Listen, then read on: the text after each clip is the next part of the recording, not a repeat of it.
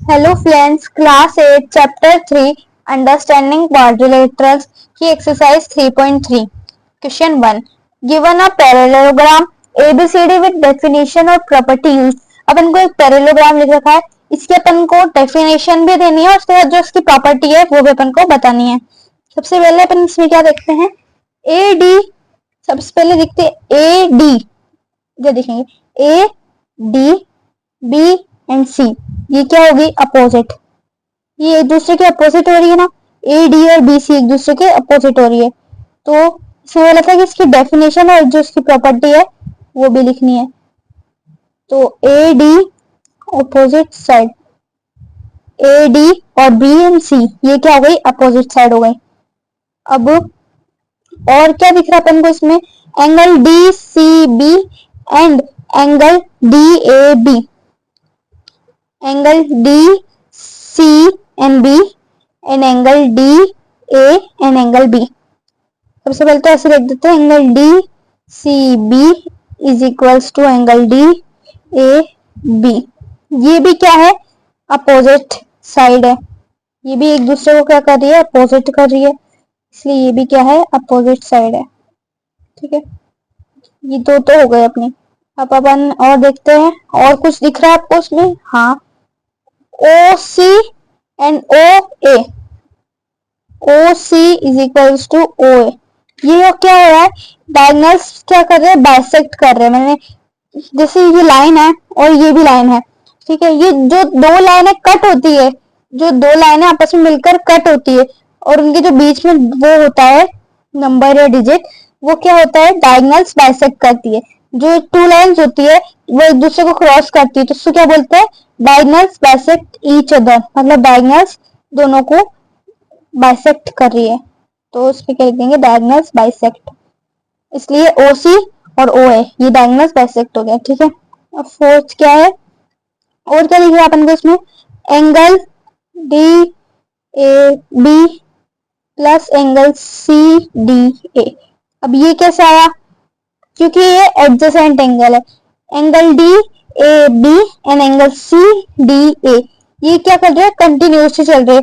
जो भी angle continuously चलते हैं उसको क्या कहते हैं एडजेसेंट एंगल, और एडजेसेंट एंगल का सम कितना होता है 180 डिग्री। एडजेसेंट एंगल का सम कितना होता है 180 डिग्री। ठीक है, जो भी एंगल कंटिन्यूसली चलते हैं उसका जो भी एडजेसेंट एंगल कंटिन्यूसली चलते हैं उसका सम होता है 180 डिग्री। और अब आप कहेंगे यहाँ पे प्लस कैसे आया, प्लस इसलिए आया क्योंकि ये एडजेसेंट एंगल बना रहे थे, इसलिए यहाँ पे प्लस आया। इसलिए यहाँ पे सम भी लिखेंगे, सम मतलब प्लस होता है, सम ऑफ एडजेसेंट। ठीक है, तो अपना क्वेश्चन 1 पूरा हुआ। अब अपन करेंगे question 2। Exercise 3.3 question 2 consider the following parallelogram, find x y z. ये अपन को पैरेललोग्राम दे रखा है, इसमें भी अपन को एक्स वाई एंड जेड अपन को फाइंड करने हैं। मैंने क्या बताया था अभी, ऑपोजिट एंगल आर इक्वल, तो angle y is equals to 100 degree, क्योंकि ये क्या बना रहे ऑपोजिट एंगल है y और 100 डिग्री, तो इसकी प्रॉपर्टी क्या हो जाएगी ऑपोजिट एंगल। ठीक है, अब क्या करेंगे, अब इसमें और कुछ अपन को फाइंड करने के लिए दिख रहा है, y तो अपना फाइंड हो गया। अब क्या दिख रहा है, जो मैंने बताया था जो कंटिन्यूसली एंगल चलते हैं वो क्या कहते हैं एडजेसेंट एंगल।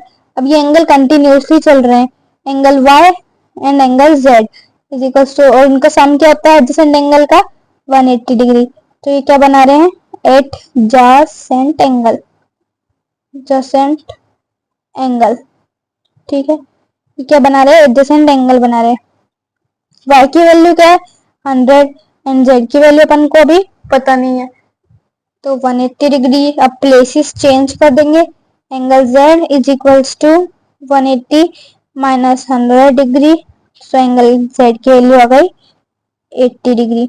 ठीक है, एंगल y की वैल्यू है 100 डिग्री, एंगल z की वैल्यू है 80 डिग्री।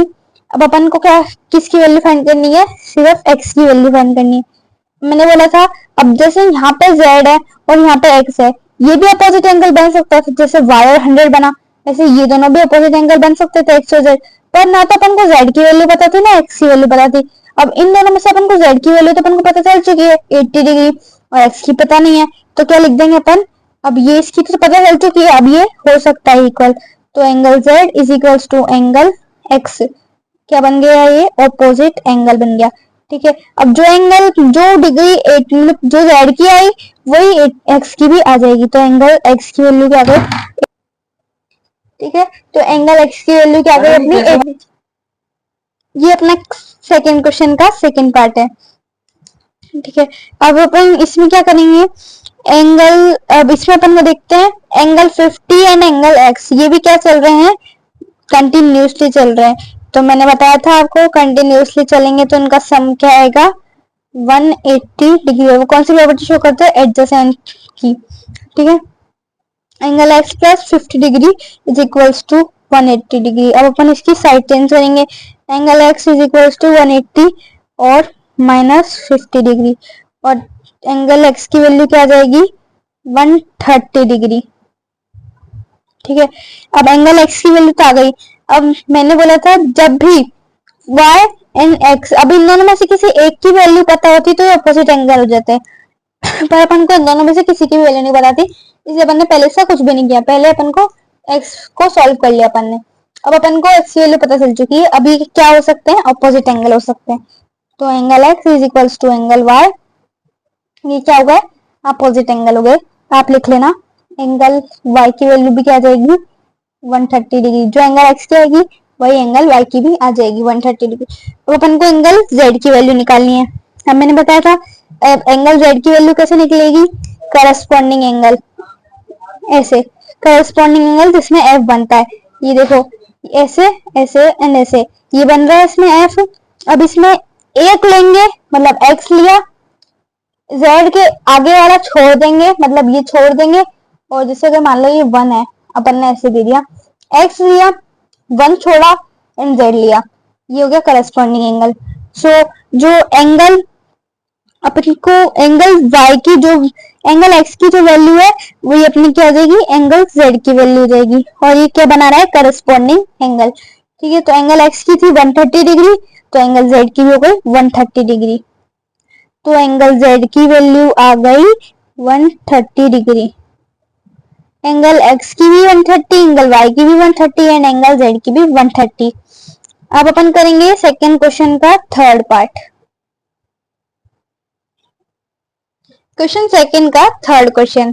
ठीक है, इसमें अपन को ये डायग्राम दे रखा है, इसमें अपन को क्या करना है, सबसे पहले अपन देखते हैं, ये थोड़ा सा अलग टाइप का क्वेश्चन है। ठीक है, सबसे पहले अपन देखते हैं इसमें angle x is equals to 90 degree. अब ये कैसे बनेगा आप सोचोगे, एंगल x 90 डिग्री ऐसे बना, ये देखो ये जो भी ये डायग्राम है ऐसे करके, इसमें ये ऐसे एंड ऐसे है, मतलब ये ट्रायंगल बन रहा है, और जब भी कोई सीधा स्ट्रेट ट्रायंगल बनता है मतलब राइट एंगल होता है, उसका यहाँ की डिजिट क्या होती है 90 डिग्री दिखता है। तो सबको पता है जो स्ट्रेट एंगल बनता है मतलब राइट एंगल बनता है, उसकी यहाँ की जो होती है वो क्या होती है 90 डिग्री।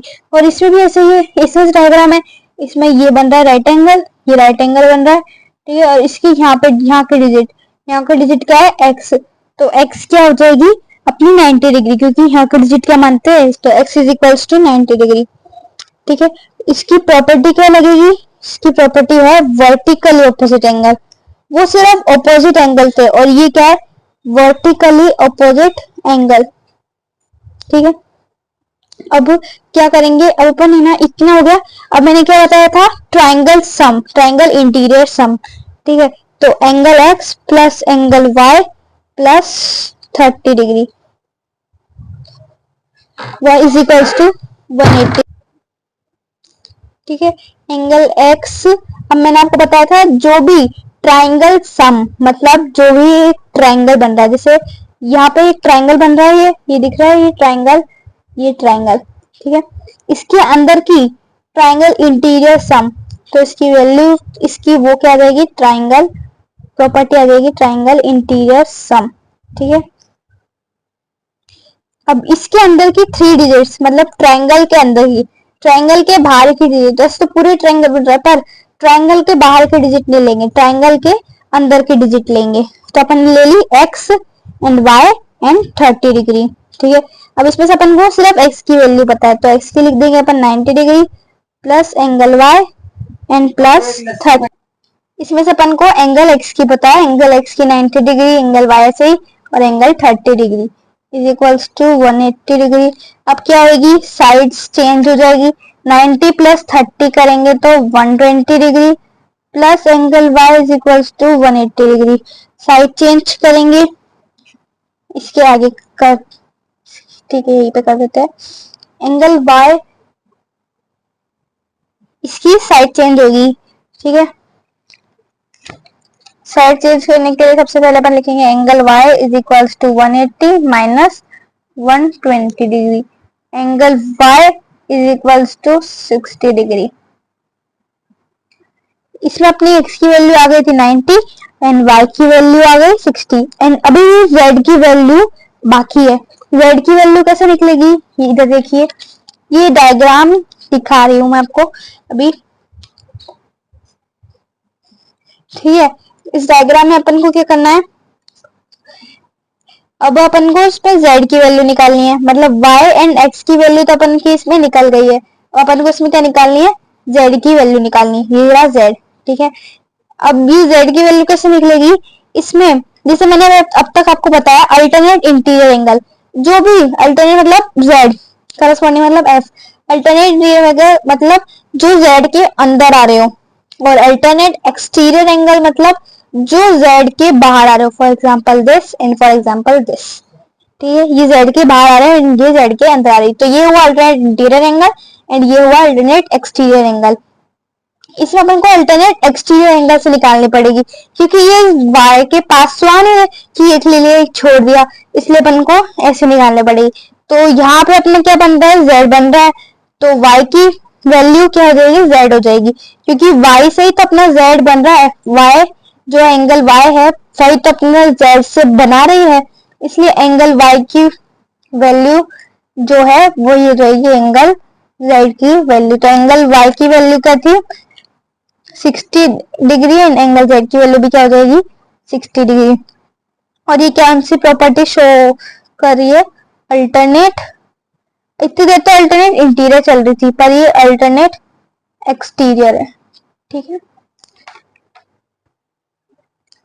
चैप्टर नंबर 3 के एक्सरसाइज 3.3 का क्वेश्चन 2 का fourth, consider the following parallelogram, find x y Z.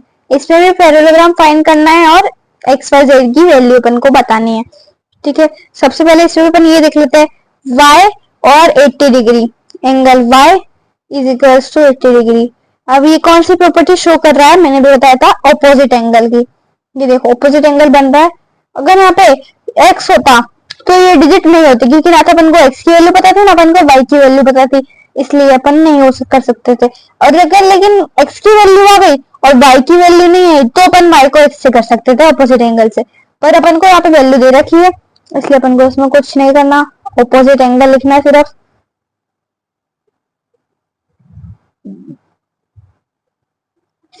Opposite angle equal लिखना है, ठीक है। इसके बाद अपन की y की वैल्यू तो आ गई, अब अपन को निकालनी है z की और x की वैल्यू। तो x की वैल्यू निकालने के लिए सबसे पहले इसमें अपन वही देख लेते हैं, ये देखो ये कंटिन्यूसली चल रहा है मतलब एडजेसेंट एंगल बनेगा, angle y plus angle x is equals to 180 degree. Adjacent angle का सम क्या होता है 180 डिग्री, सो एडजेसेंट एंगल, ठीक है। अब अपन के पास y की वैल्यू तो आ गई 80 डिग्री और z x की वैल्यू अपन फाइंड कर रहे हैं, तो x की वैल्यू अपन लिखेंगे नहीं 180 डिग्री, और फिर से साइड चेंज हो जाएगी, angle x is equals to 180 minus 80 degree, और एंगल x की अगर अपन 180 को 80 से माइनस करेंगे तो क्या आएगा 100 डिग्री, ठीक है। अब अपने x की और y की वैल्यू निकल गई, y की 80 और x की 100। अब अपन को z की वैल्यू निकालने के लिए क्या करना पड़ेगा, मैंने अभी बताया था जब कोई f बनाता है, जब कोई एंगल f बनाता है तो उसको क्या कहते हैं करस्पॉन्डिंग एंगल। ये देखो ये बन रहा है, यहाँ से एक सीधी लाइन जा रही है, इसमें यहाँ पे और यहाँ पे बन रहा है बन रहा है ना, ठीक है। तो इसमें भी अपन को यही करना है, एक लेना है दूसरा छोड़ना है और तीसरा लेना है, मतलब जैसे ये है। हाँ, अब यहाँ पे ये वाला लेना है, ये इधर का छोड़ना है और इधर का लेना है और फिर इधर का वापस से छोड़ना है। तो अभी इसका तो अपन को कुछ करना नहीं है, तो ये लेना है मतलब z लेना है, इसकी यहाँ वाला छोड़ना है, फिर इसको इसके बाद ये 80 लेना है और इसके यहाँ वाला छोड़ना है।